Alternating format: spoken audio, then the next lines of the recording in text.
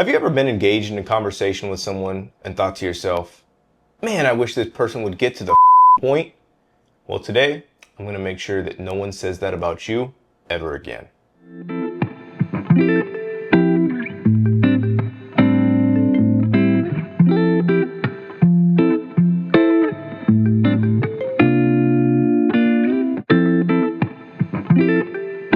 Hi, my name is Brett. Welcome to my YouTube channel where I discuss all things self-mastery, growth, and communication skills.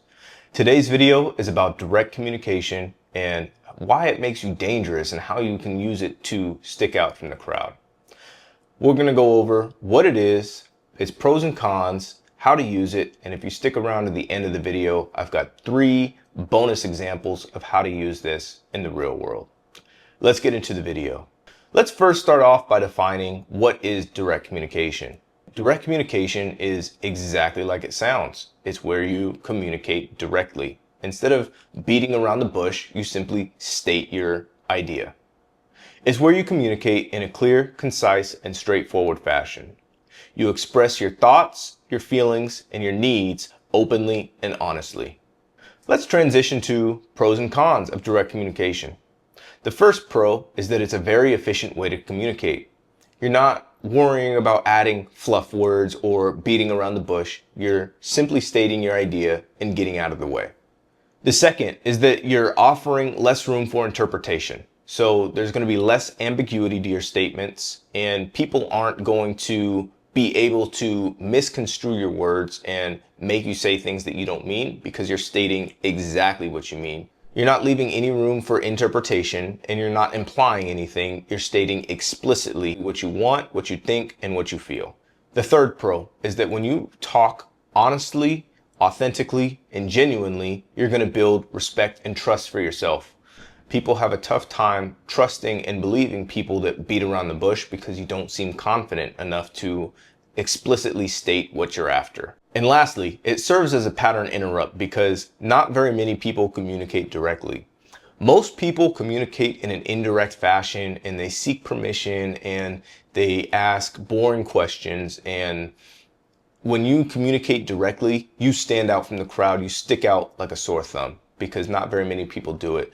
And it's a good thing. It actually puts you in a category of very few people rather than a category of almost everybody. So it's a good thing, and that you're gonna not be like everybody else in other people's minds. Now let's get into some of the cons. The first one is that people might think that you're being rude or mean, and that's just because that they don't have much experience communicating with somebody in a direct fashion. So it's foreign to them, it's uncomfortable, and they might think that you're being a little bit condescending or rude.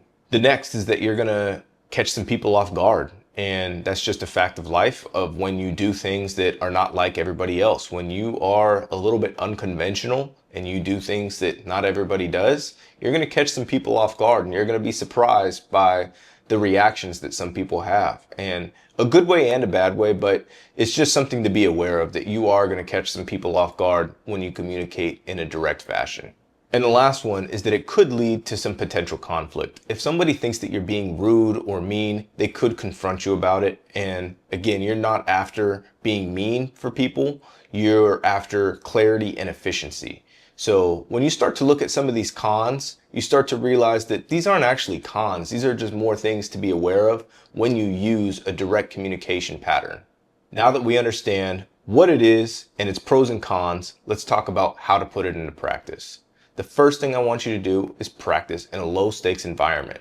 Practice by ordering your coffee or your food, or practice with your family and friends. Don't go straight into high stakes negotiation using direct communication with your boss because you don't know how to use it yet. Practice in an environment where there's not a lot of pressure at first. The next thing that you can do to put it into practice is you can use pauses. So if somebody asks you a question and you're not quite sure how to answer it yet, simply pause. Keep your composure, collect your thoughts, and then say exactly what you mean, and don't beat around the bush. And the last tip that you can use to put it into practice is to use short, firm statements. Avoid over-explaining. You don't need to go off in a tangent. You don't need to say things that aren't necessary. State your point and put a period at the end of the statement to end the sentence. And as promised earlier in the video, I told you guys I have 3 real world examples for you guys.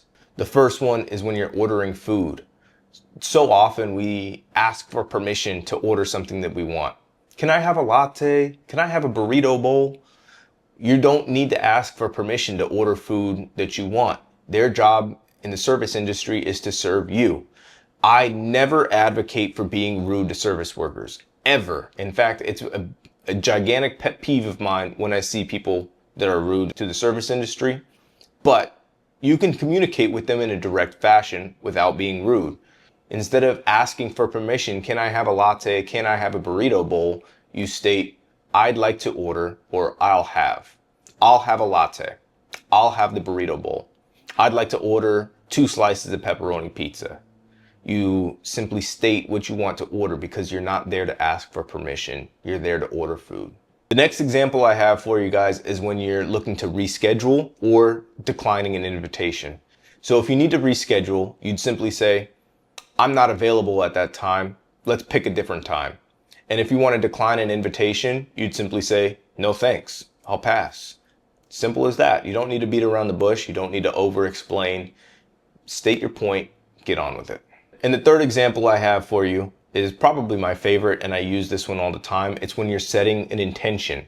So if you're going to ask somebody out on a date, you would state, I'd like to get to know you better. If you're going to get on the same page with a coworker, you'd say, I'd like to get on the same page with you before our meeting on Monday, right? So you're just stating an intention, I'd like to, and then you say what you want to do.